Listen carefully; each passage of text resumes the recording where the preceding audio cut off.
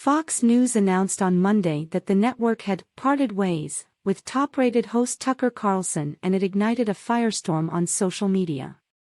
During a segment on The Five, co-host Greg Gutfeld joked that Carlson will now run for president, and several of the hosts did not say a word. Dana Perino took a sip of her drink, Jason Chaffetz laughed, and Jeanine Pirro immediately moved on and kicked the show over to a new segment on a different topic. It seemed as if no one wanted to talk about Carlson or the explosive news, which could suggest that on-air hosts may have been told to not discuss the situation. But Gutfeld was not afraid to mention Carlson and appeared defiant. The conversation at the table began when they discussed President Joe Biden's re-election prospects. Chaffetz predicted that even though Biden will likely announce re-election, he will ultimately not run. Biden did announce early on Tuesday morning that he is running for a second term. "I think she actually might be a candidate," Chaffetz said. "I don't think Joe Biden, even though he may announce tomorrow, I don't think by the time he gets to the end of the year he's actually going to run." As the end of the segment neared, Gutfeld joked about Carlson by saying, "And then so in 2024, it'll be Susan Rice versus Tucker Carlson." "Okay," Pirro said before teasing the next segment and kicking the show to commercial. Soon after news of Carlson's firing, a new report sheds light on who made the final decision to cut ties with Carlson. A new report reveals that Lachlan Murdoch, the chief executive of Fox Corporation, and Suzanne Scott, chief executive of Fox News Media, decided on Friday night to fire Carlson. Then, Scott informed Carlson on Monday morning of the decision. The power that Mr. Carlson, 53, wielded outside Fox News could not insulate him from a growing list of troubles inside the network related to his conduct on and off the air, some of which had been grating on Mr. Murdoch and his father, Rupert Murdoch, the chairman of Fox Corporation, who co-founded the network in 1996, according to the two people with knowledge of the company's decision, The New York Times reported.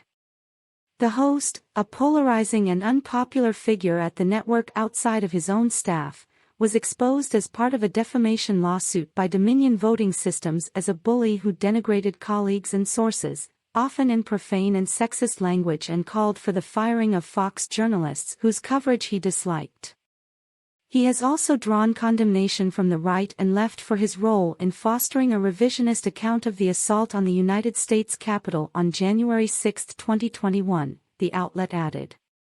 The NYT report then suggests Carlson's segment detailing the riot at the U.S. Capitol on January 6, 2021, was a point of contention.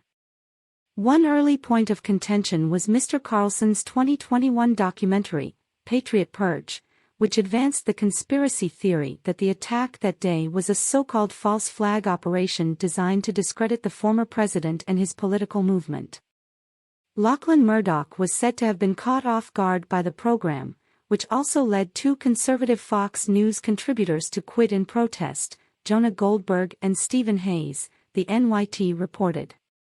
In March, Mr. Carlson edited down tens of thousands of hours of footage from the attack given to him by Speaker Kevin McCarthy and used them to falsely portray the rioters as people Mr. Carlson called mostly peaceful onlookers who had innocently ambled into the Capitol.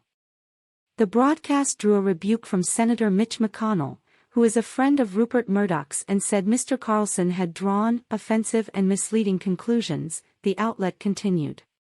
Fox News made headlines last week when it announced that host Dan Bongino had parted ways with the news network in what is a stunner to his fans and fans of the top-rated cable giant. "Folks, regretfully, last week was my last show on Fox News on the Fox News channel," the host said on his podcast Thursday. Variety reported. "It's tough. It's tough to say that. You know, I've been there doing hits and working there for 10 years, so the show ending was tough. And I want you to know it's not some big conspiracy. I promise you. There's no acrimony. This wasn't some WWE brawl that happened. We just couldn't come to terms on an extension. "We thank Dan for his contributions and wish him success in his future endeavors," the network said. It said it will air Lawrence Jones Cross Country in place of Bongino's show until the network announces a new schedule.